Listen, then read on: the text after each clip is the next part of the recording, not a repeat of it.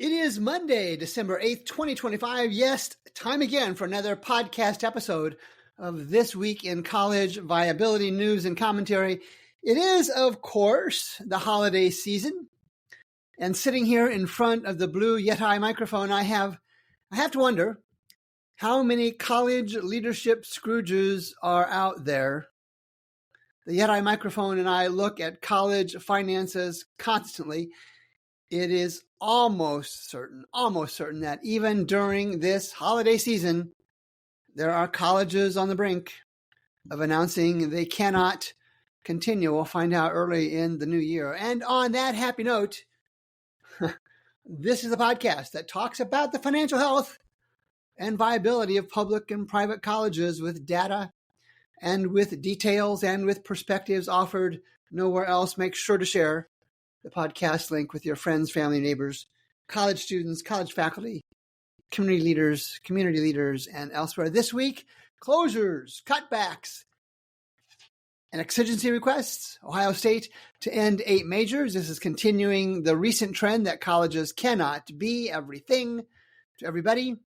And 6-year undergraduate graduation rates, are they the standard now? I'm going to talk about that. I already posted to social media on that. And Dysfunctional U, I made that up. Dysfunctional U, also known as the University of Tulsa, is exposed in an excellent piece by Megan Zahneis in the December 2nd issue of the Chronicle of Higher Education. And first come closures, and we've talked about that many times over the years. Then come real estate vultures. I've got a brief story on that. And 2 college employees, 1 faculty and one administrator, whine, W-H-I-N-E, in social media. Now, that happens all the time. These 2 just caught my attention. Of course, much more on the podcast this week. The University of Lynchburg, layoffs and cutbacks. The University of Lynchburg offers faculty buyouts to address finances. This kind of headline is becoming boring, and I wouldn't include them except it continues to show what a challenge this industry is. This is Jeff Bossert had the story on WVTF radio on December 1st, Radio IQ. I wonder what that is.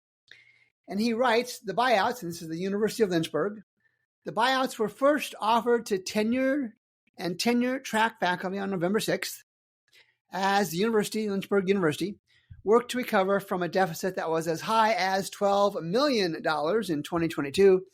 The deficit was trimmed to roughly $2.6 million last fiscal year, and the budget is now balanced. So reads the story. Sarcasm alert. Well, so is mine. My budget is balanced.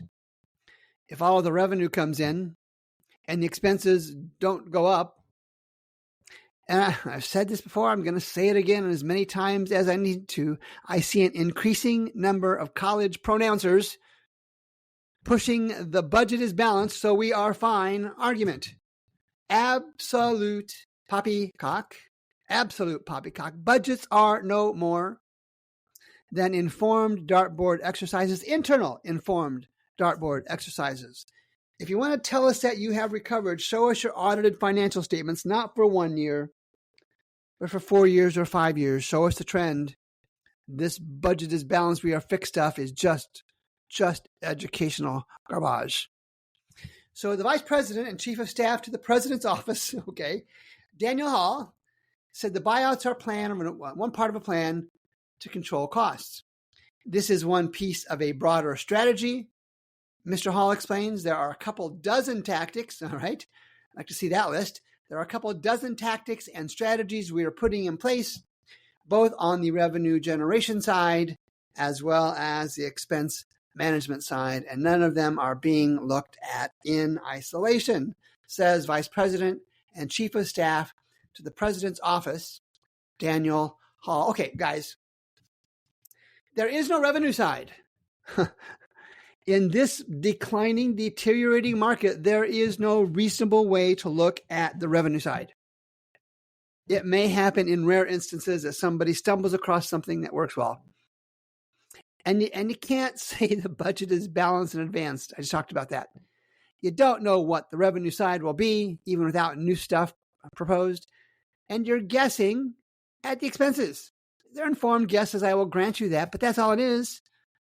And Albright College and Webster University and Rider University, they're all recent examples where colleges are pronouncing themselves cured, fixed, financially healthy, based only on internal projections. I take you back one more time to the great Matt Hendricks' observation. Only one bad enrollment year requires at least 4 to 5 years to catch up. And Lynchburg, full-time equivalent enrollment is down in 3 of the past 4 years. So guys, Mr. Hall, don't tell me you can fix your financial challenges in a year. The only way to do that is to cut and cut and cut some more. Something colleges have exhibited little interest or capacity or capability in doing to that scale. They are always nibbling around the budget edges and have the audacity to say they have fixed things. I'm going with double Geesh on that. Here's what we know about Calvin University in Michigan. Their 12.5% faculty reduction and program cuts. This is Michigan Live. Danielle James had the story on December 2nd. Over the next 2 years, Calvin will reduce 12.5% of faculty positions. They'll eliminate and consolidate multiple academic programs. What else is new? John Zimmerman, Associate Director of Public Relations, so the official pronouncer for Calvin, noted a 25%. Mr. Zimmerman noted a 25% increase in enrollment since 2020. Well, all right, I'm the data guy on this end of the microphone. I don't see that in the data. Now, he's probably qualified that with something, total enrollment, part-time enrollment. I have no idea. I don't see it. I don't see that 25% increase. And of course, since this is nothing more than more regurgitation reporting by this news outlet, the reporter didn't bother to check. I show an FTE and enrollment decrease. iPad shows FTE enrollment full-time equivalent enrollment of 2,914 in 2020 and 2,739 in 2024. Do the math. If you're using a non-Calvin University calculator, that shows a 6% decrease. I'm sure they qualified it with some strange set of numbers that they're using to justify that. Operating revenues are up 6% at Calvin, but operating expenses are up more than twice that, 13%. Thus, the cutbacks and layoffs. And full disclosure, a quick glance at the college financial compass shows Calvin University to be in decent financial shape.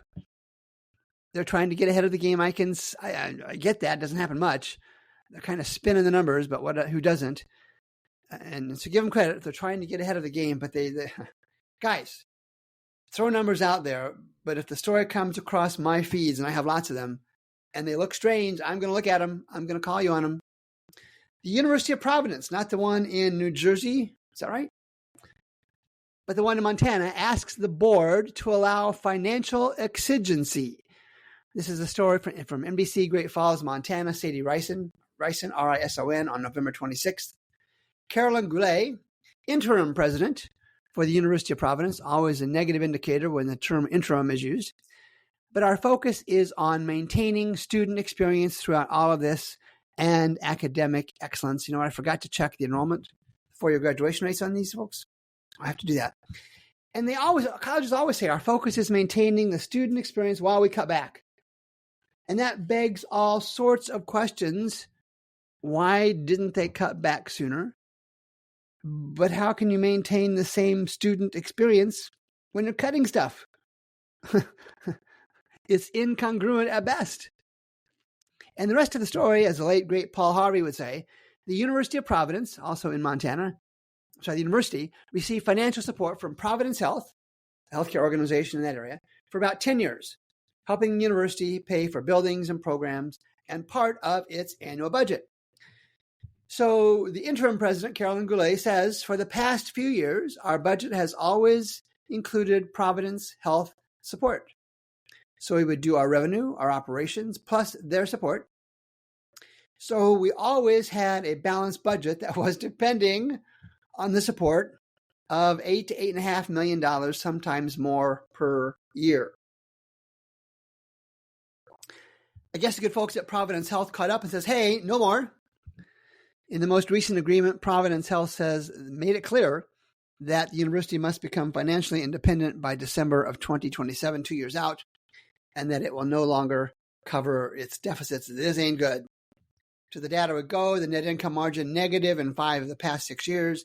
Endowment is averaging less than $20 million over the last 6 reported years. That's not much more than college couch money. Adjusted for inflation, student revenue, that's net tuition revenue and auxiliary revenues, are down 20% since 2016. The unrestricted net assets are falling overall, and their investment in infrastructure, buildings, hardware, software is really, really low. So Ms. Goulet, Dr. Goulet, whoever that is, says we are running about an $8 million deficit. We talked about that. When I became interim president in July, I looked at our runway. I'm going to push through on this. I looked at our runway and I decided if we can cut half of the deficit this fiscal year and another half next fiscal year will be golden, is the term that Dr. Goulet, Ms. Goulet used. Well, maybe. Maybe there is some magical financial wand these interim college leaders can wave.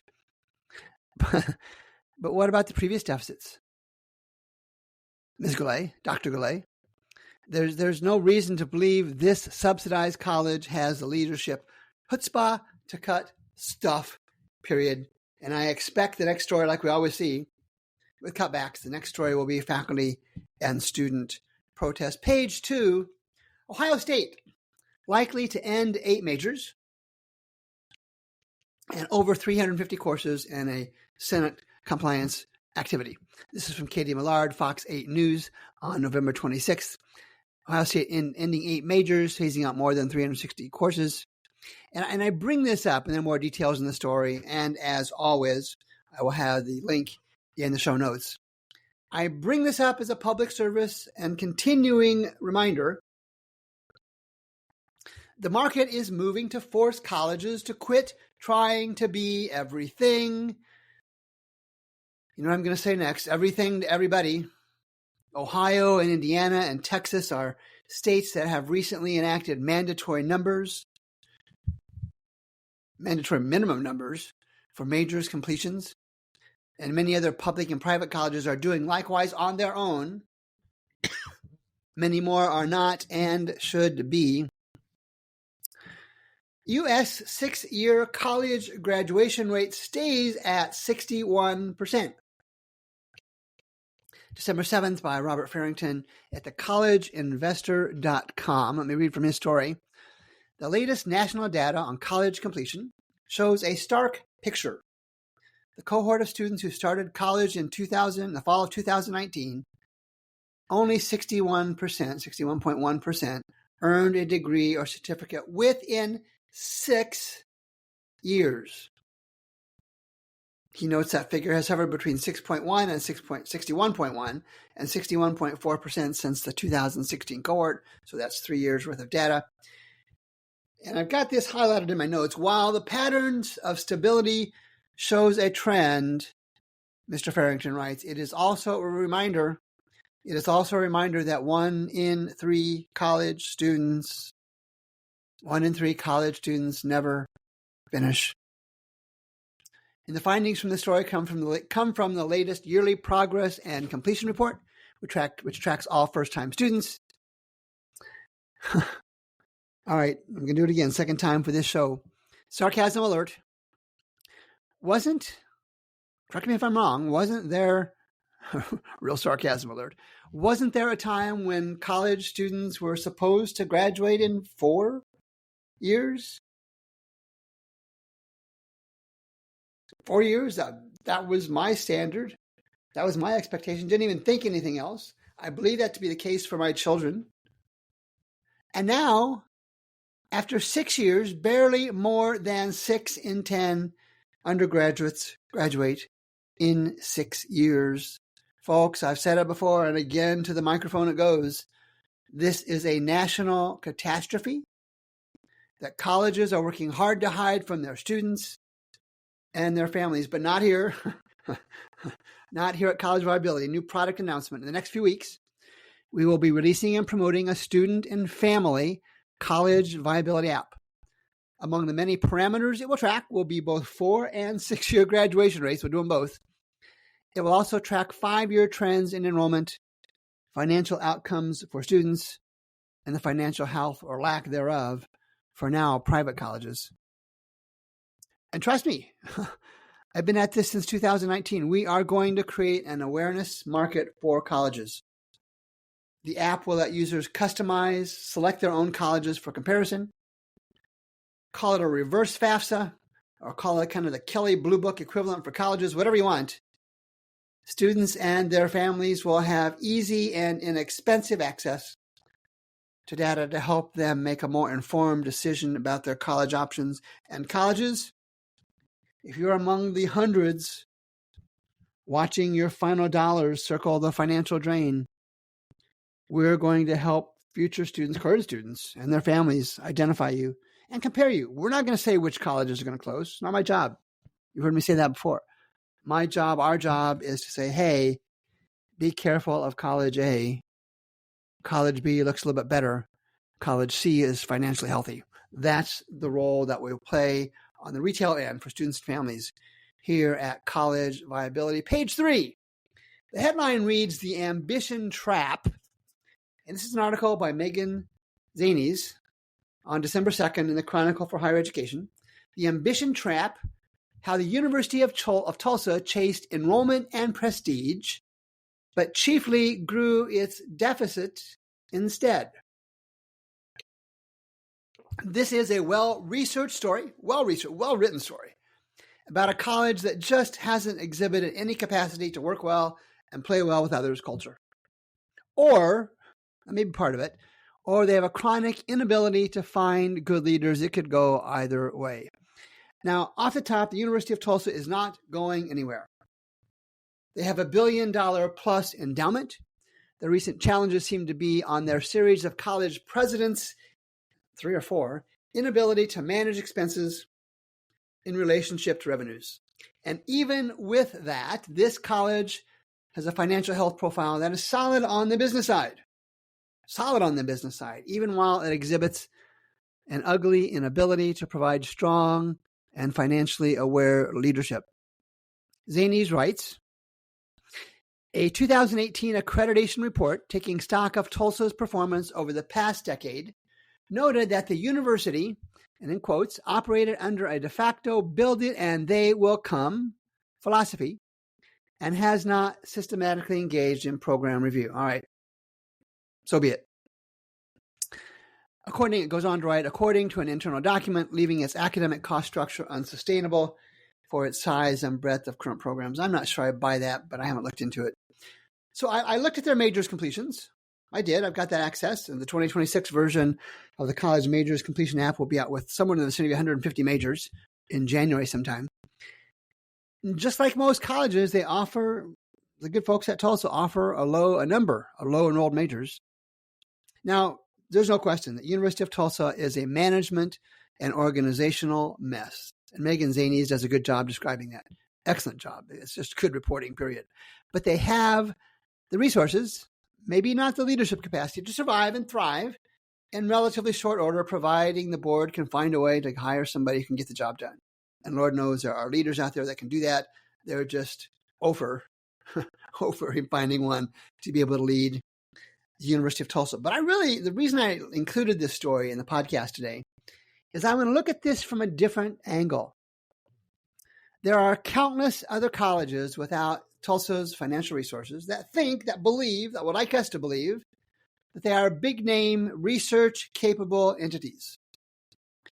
Their endowments are not much more than college couch money, unlike Tulsa, which is $1 billion plus. They're watching their last dollars circle the financial drain. Many won't survive. Tulsa will survive, at least for many years. There is a general, but not necessarily universal industry and cultural mindset in colleges and universities that they all want to be like the University of Tulsa, of course, minus the human and leadership drama. Megan Zahneis' story is about one college. It is good to great reporting, unlike the regurgitation reporting that I talk about way too often from way too many reporters. And while it focuses on one obviously dysfunctional private college, it is also a story about the delusion that too many colleges in this country operate with. In this day and age, I'm going to say it again, in this day and age, colleges cannot and will not be able to continue to be all things to all students.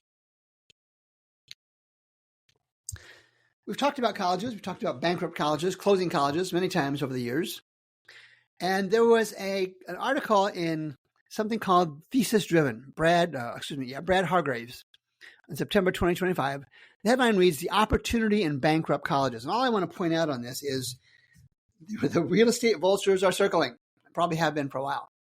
He notes that with all the colleges in financial distress, there are going to be many, especially in rural areas, real estate opportunities. So while you're pondering that, the sophistication of the higher education market is evolving so that now commercial real estate professionals are recognizing an opportunity to acquire colleges that close and do whatever they will with them. So the opportunity in bankrupt colleges from Brad Hargraves at Thesis Driven. All right, time for some whining, not mine, because of course I never whine. There was a LinkedIn post from a Dr. Crystal E. Garcia, who's an associate professor of educational administration at the University of Nebraska, Lincoln. She posted this, I think it's on December 5th. It might have been earlier than that.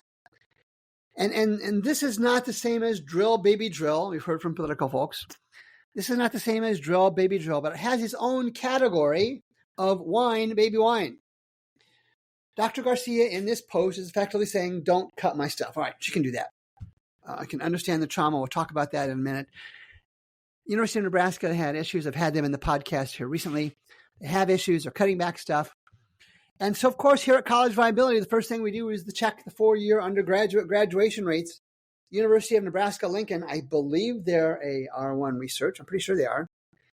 4-year undergraduate graduation rates, 2016, 2024. I'm going to read the numbers. University of Nebraska, Lincoln, 33%, 33%, 36%, 37%, 39%, 41%, 42%, and 46% over the last 8 reported years. The 2024 data should be out shortly. Now, I note a consistent increase in the graduation rates. Kudos. They're doing something right in that area. Yet, this big-time R1, I believe, institution still doesn't graduate 50% of its students in 4 years. All right. I understand we're talking doctoral programs. That was the essence of Dr. Garcia's complaints. And I did. I looked at the numbers, completion numbers for the programs that will soon be cut. And indeed, she was right that the University of Nebraska Lincoln was graduating a decent number of students in these soon-to-be closed programs. And I don't even doubt for a millisecond that politics was a motivator, at least a partial motivator for this decision. But colleges, again, the theme is consistent. What we talk about here, consistent stuff all the time, different details. Colleges cannot continue to be everything to everybody. Have I said that before? This is probably not the overt reason for this decision at the University of Nebraska Lincoln, but it's a valid economic and business mindset. And I understand that Dr. Garcia's rant is at the loss of educational doctoral programs. That was one of the programs I presume she's a part of. Yet, even I can make a logical argument, the data I'm a little light on, even the educators that have gone through the doctoral program at the University of Nebraska are clearly not preparing high school students for completing college curriculum based on those 4-year graduation numbers, undergraduate graduation numbers I just shared with you. Dr. Garcia, I'd love to hear your response on that. You can reach out to me on LinkedIn if you'd like. And again, you're right on many points, and the whining is understandable. I lost 2 jobs over the years on short notice. It is, of course, no fun. Millions of other Americans have lost their jobs. Their trauma is no different than those facing layoffs at the University of Nebraska Lincoln or any other college or any other business. It's an economic reality. Whine if you must. Whine if you must. And whine number 2, W. Kent Barnes is Executive Vice President for Strategy and Innovation and Vice President of Enrollment and Communication. That's got to be one heck of a business card. December 5th on LinkedIn. I'm going to read his quote. This is again Dr. Kent Barnes, B-A-R-N-D-S. I am so sick and tired of the headlines about the public's lack of confidence in higher education, and the media piling on disgusts me even more. He goes on to say, as a parent, I am seeing firsthand that college works as I witness my kids, his own kids, hitting the right development stages that I hope will ensure their success in life. A college education, he continues, is not, as a headline suggested earlier this week, like investing in junk bonds. And he's right on that. Well, first of all, changing the media is like changing the weather. You can't do it. And second, absolutely college works. Dr. Barnes, I presume that's the case, Dr. Barnes. My own college viability manifesto starts off with college is good, go if you can. Millions of Americans gain great value from their college education. Myself, my siblings, and most of our children have gained great value from their college experience. What this short-sighted generalization misses, is that it doesn't work for everybody, sir. Colleges, again, another consistent theme, colleges focus on enrolling students even when they are not academically capable or financially able. These other millions of Americans, of our fellow Americans, that end up with debt that impacts their lives and livelihoods for a long period of time. So for them, the lack of confidence is justified. We've got two audiences, sir. The one for whom college works, which are millions, and the one for which colleges, higher education as industry, is taking advantage of those. They call it access. That's not, I don't buy that. Taking advantage of students who can't possibly be expected to successfully complete a 4-year undergraduate degree for the reasons I mentioned above. So in this case, whining is fine. You know, it's America. We can whine. But sir, maybe spend a few more minutes thinking about the big picture.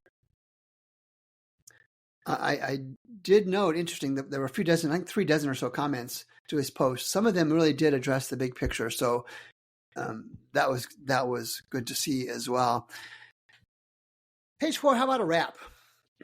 I've had this kind of story before, and Josh Moody had the story on December 5th in Inside Higher Education, further negative projections for higher education. It's not a news story, but Fitch, Standard & Poor's, and Moody's all rate higher education as unfavorable or negative for 2026.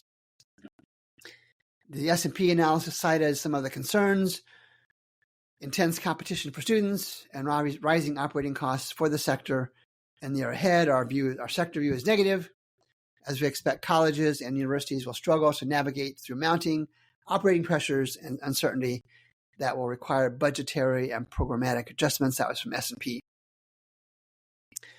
So I guess for those trying to tweak their colleges, their departments, their businesses, for those trying to tweak their colleges on the marginal edges, your efforts may be substantive. They may be. I see tons, many of those, not tons, many of those. Ideas on how to improve a process. Go for it. On the other hand, as TWICV said, they may not produce any appreciable value at all. This is an industry in decline. I know it's the holiday season. Call me a Scrooge. Take me off your Christmas card list. This is an industry in decline with no clear path or even a timeline to recover. And again, I'm not talking about every college. There are some I've had on this show, Matt Hendricks and I have on the College Financial Health Show, but I am referencing the hundreds of private and some public colleges who are effectively mostly tuition collection agencies. They enroll marginal students and have no systems or processes in place to get even half of those students through to graduation. Hey, let's do it again next week. Next week will be Monday, December the 15th, halfway through December already. I'll be back with more on This Week in College Viability. As always, thanks for making time to listen to the podcast. Make sure to share with friends, family, relatives, and neighbors. Take care. We'll talk soon.